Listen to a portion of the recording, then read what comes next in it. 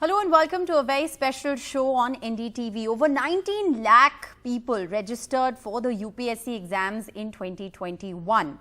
Around 5 lakh candidates actually finally ended up appearing for the prelims in October 2021. 9,000 made it to the written test that was finally held in January, and 685 out of the original over 19 lakh were finally recommended by the Commission to be appointed as India's next IAS, IFS, IPS officers of India. The future is in their hands and they're all joining us on NDTV tonight. The toppers of UPSC 2022, the best and the brightest, join us to talk about their success story, their struggles, and well, we'll even get them to share some pro tips on how to crack one of the most tough exams that there is.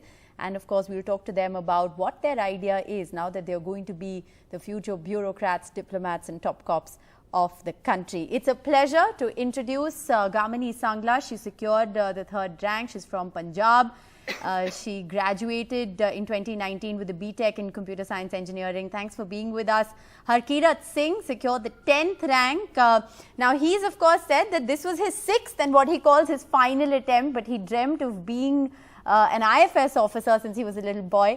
Diksha Joshi, who secured the 19th rank, joins us. She comes from the Patwara village in Uttarakhand. This is her 3rd attempt as well. And in the first 2 attempts, she says she couldn't even clear her prelims. So I think her story really sends out a strong message to all those of you trying.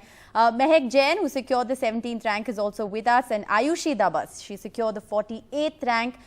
Is a very special guest joining us. She's a visually impaired Delhi government school teacher. You've really, Ayushi, shown that where there's a will, there's a way. And I want to begin the discussion tonight by going to Ayushi first. Ayushi, firstly, congratulations. Actually, congratulations to all of you.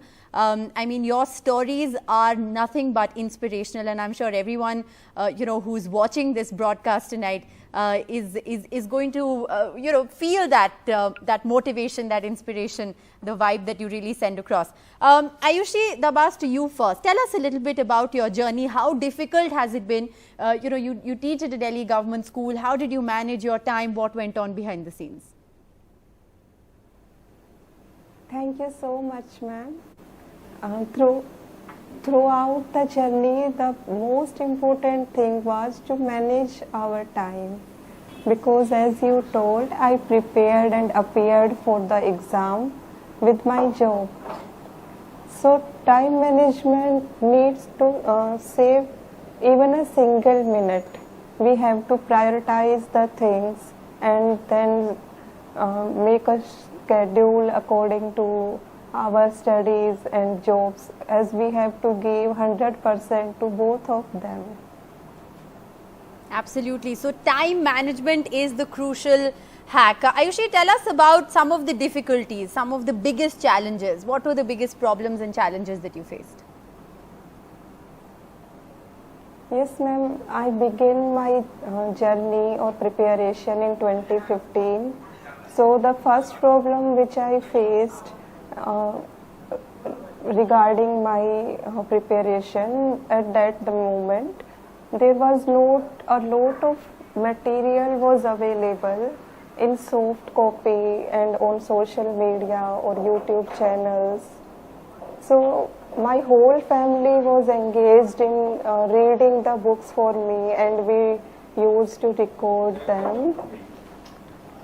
And from since I have been working for the last 10 years, from initial stage itself, I have to prepare with job.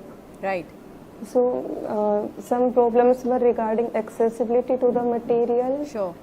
But when the technology developed, I used. So you're saying that your family used to read out these books aloud, Ayushi, and they used to record it so you could actually listen to those recordings and prepare? Yes, ma'am. I began with this process only and then switched on using the technologies. Right, right. Well, like I said, your story is so inspirational and your courage is indomitable. Thank you so much for sharing your story with us, Ayushi. Stay on with us. Let's also, get in all of our other guests. Gaminis Journey, no ordinary achievement to secure the All India 3rd rank. How does it feel? Thank you, ma'am. First of all, I would want to congratulate all the fellow members who have cleared this exam.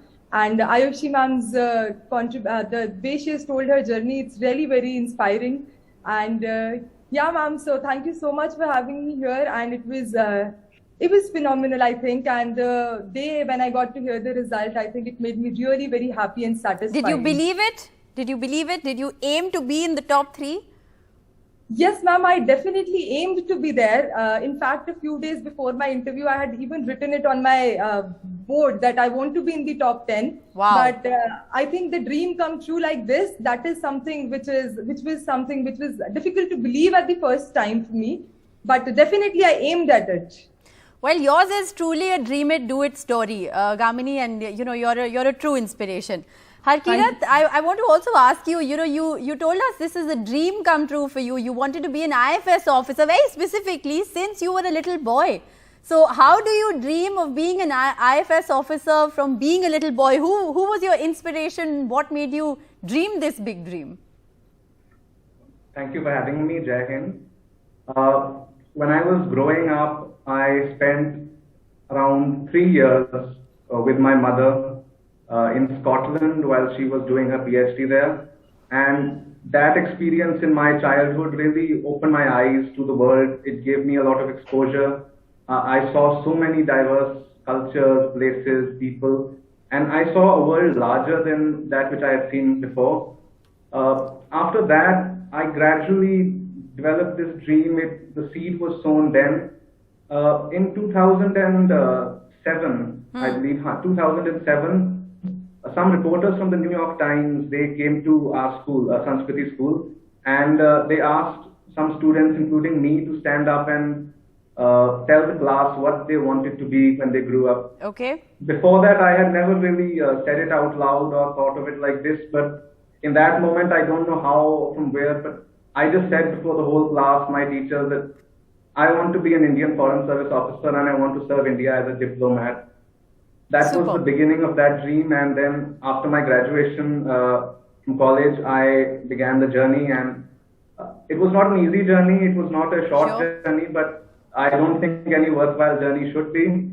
I am very happy that after this struggle I have achieved this. So important, Harkirat, what you say, that anything that's really worth it is never ever easy. I think that's a very important message that you're sending out, not just to aspirants for UPSC, but I think anyone who's aspiring to do anything with their life. Diksha Joshi, this is your story as well, isn't it? You cleared the UPSC in your 3rd attempt, and you're saying that in your first 2 attempts, you couldn't even clear the prelims, but you didn't give up. Yes, ma'am. First of all, thank you for having me here.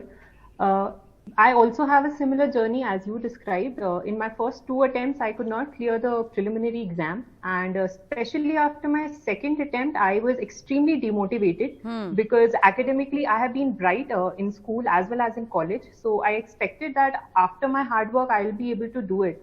But it came as a shock to me, and I think that I am grateful I was surrounded with good people at that point of time. My parents, my brother and my mentors. They were extremely supportive. So I think this gives out a bigger message to the society in general, that if you see someone around you who is not being able to fulfill their aim, please do support them and be kind to them. Sometimes people also tend to get harsh, giving out negative comments and saying in a sense that you should drop the preparation, start doing something else. So I think this is more important aspect of my journey, that please be kind and be supportive to people who are around you or who are targeting at something So big. important, yeah. That is so important, that you have to just be kind and you have to be patient. I think that's really paid, you know, in this case, and don't give up. Like, you didn't give up, and look where that's gotten you. So very important message. Mehak Jain is also with us. Mehak, no ordinary feat, you know, the 17th rank, and I'm sure you've had quite a journey as well. Tell us a little bit about, you know, getting this success that you have.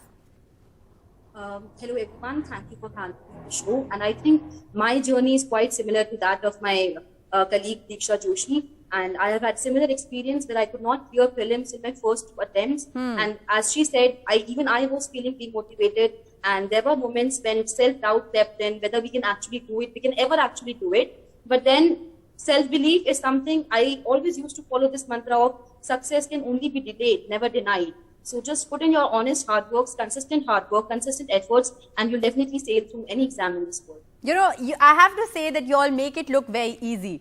I mean, of course, you say such powerful, inspirational things, and you almost make it look like it's so easy to not give up. But how hard is it, to not give up? Diksha, did you find it difficult to sort of hold your, emotions, hold the disappointment, put it aside, continue to work hard? How difficult is it to overcome failure? Ma'am, I think it is extremely difficult because today what is being celebrated is the success. But those days when I was toiling, I was all by myself, surrounded only by friends and family. So that time was extremely difficult. There have been days when I have cried myself to sleep thinking that I have aimed at such a big thing, and all my friends, because coming from a medical background, all my friends had already taken admission into their postgraduate entrance exam colleges, and they were doing extremely well.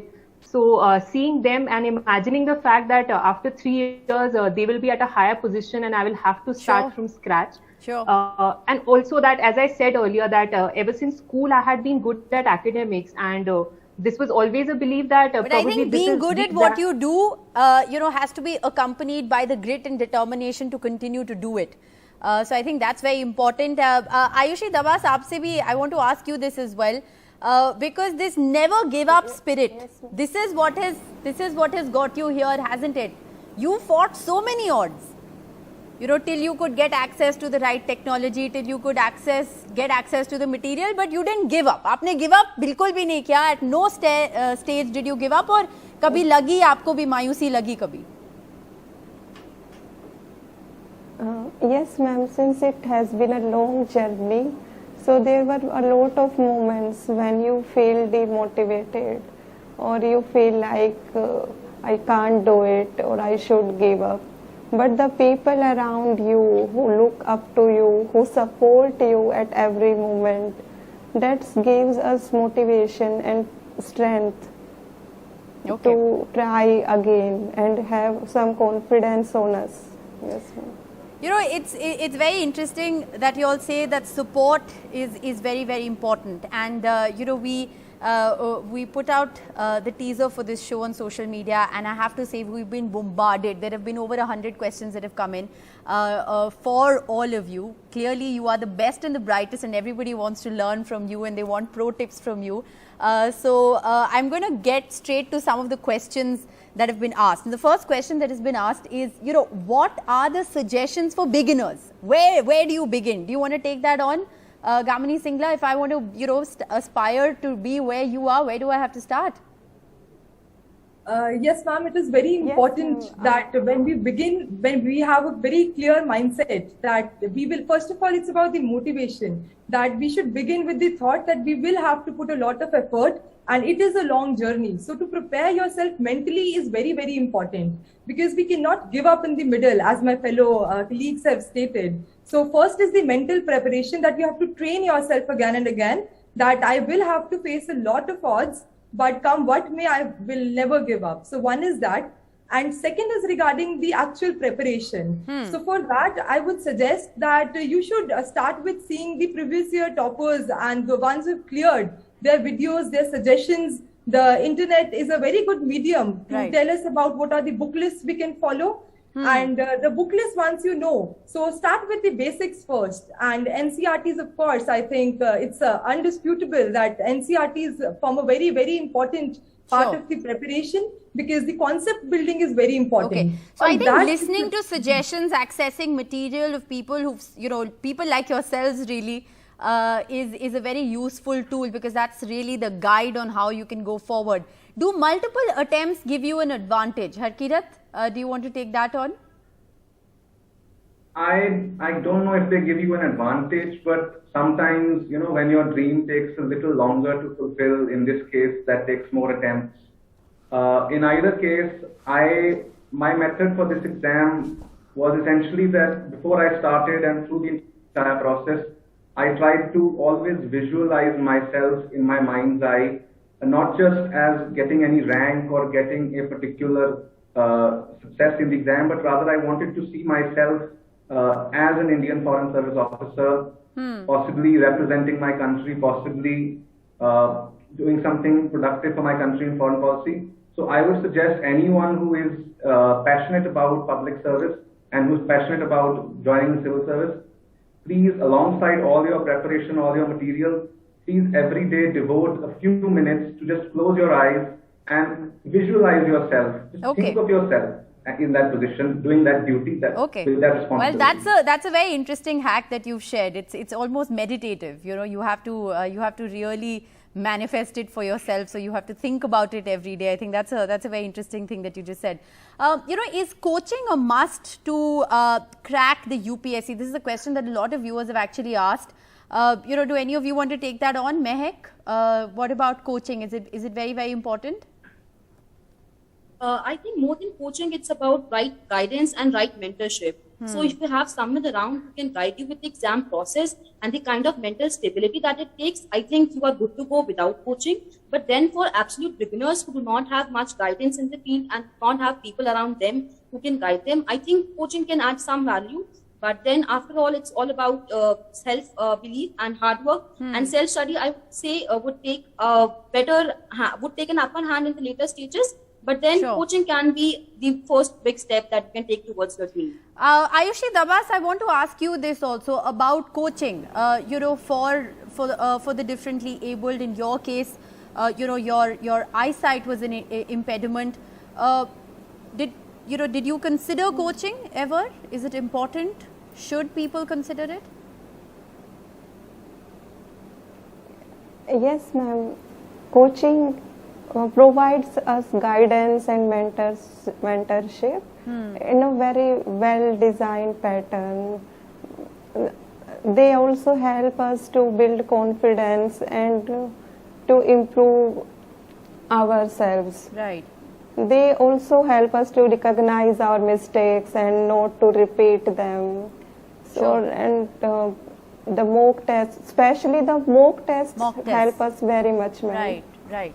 So mock tests, etc., are very important. You know, a lot of questions on how many years it takes to prepare for the UPSC, and I know all of you are going to give different answers over here. Is there really one answer? Diksha, do you want to take that on? How many years does it take? Should you start preparing before or after graduation? Should you be preparing during college? I mean, these are all questions that have come in.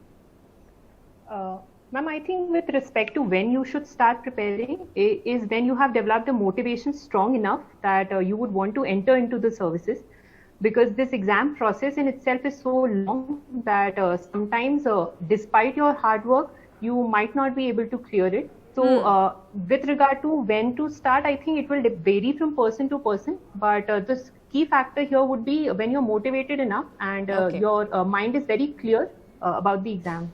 Gamini, I'm going to ask you about the pro tips. Ideal number of study hours, study during the day, during the night, through the year. You know, I mean, you are a topper. Tell us how you did it. All the pro tips.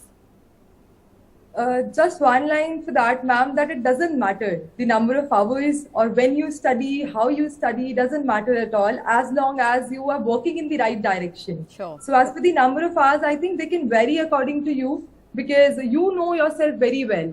So carve out a very unique strategy for yourself. But how much time does it realistically take, Gamini, to complete the syllabus? And like I said, there's a lot of questions coming in from, you know, aspirants. So how much time does it say typically take to complete the syllabus? I think, ma'am, 1.5 years of preparation is something which at least one can put. And if you tend to start late, then you'll obviously have to put a higher number of hours. So 1.5 hours consistently if you work hard. Like on an average, I used to try that I could put 9 to 10 hours a day. So if you do that consistently, 9 to 10 hours a day. Well, hats off to you. Seriously, 9 to 10 hours a day is a full work shift for us. So that's hats off to you.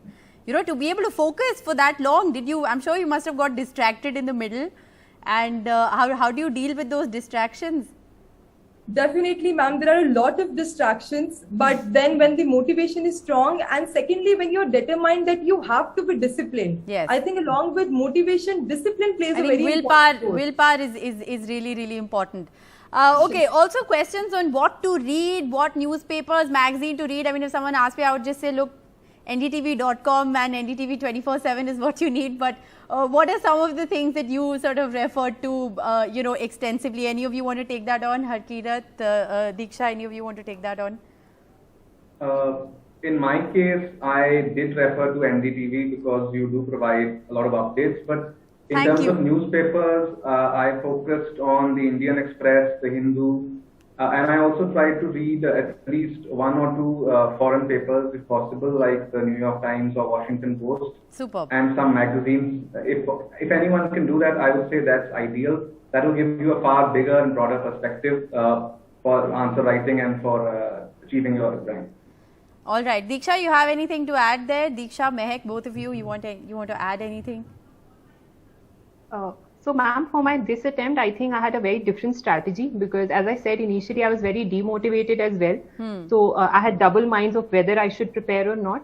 So, for the current affairs portion, specifically for prelims and mains, I only relied on the current affairs magazine. Right. However, for the interview, I definitely referred to 2 newspapers. And I was also watching content online. So, I think it's important to keep a good mix of things as well. Towards the end of the program, like I said at the very beginning, you are the best and the brightest. You are the future of India, the future of bureaucrats, diplomats.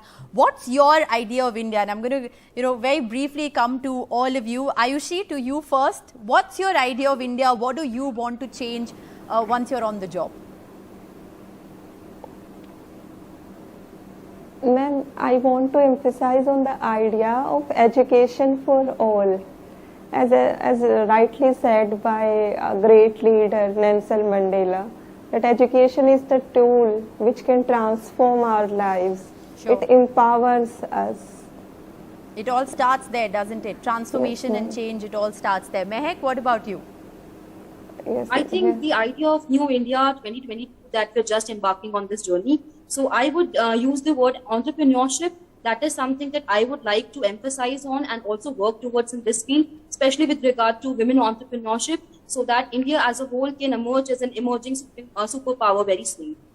And any problems that you see with today's India that you want to work on, that you want to change, Mehak? I think the startup ecosystem of the country is something we are seeing recently. There is a exponential rise in the number of startups in the country, but also there are some. I'm going to get very quick reactions. Gamini, what about you? Yes, ma'am. If I am visualizing right now, I think I would want the demographic dividend of the country to be utilized in the best possible way, because I think the youth is something which will take the country forward, and in any possible way we can help them achieve their dreams in whatever field they want to do well. I think if we can utilize it, then the time is not far that India. I give 10 seconds to Harkirat and Diksha as well. Harkirat, you first. Just like I had a dream, I believe India also shows the world a promise of a dream. If I could represent India in any capacity and stand for India, speak for India, I would consider that the highest honor I could ever get. All right. Diksha, last word to you. Ma'am, I think a better health infrastructure, because health is very close to my heart, and also empowered women. I think these are the 2 things that I visualize for the new India. Okay. So women empowerment, entrepreneurship, health, education, and of course representing India at the global platform. I think speaking to all of you, I speak for all of us listening to you, that our country is in great hands. Thank you so much for joining us on this special show.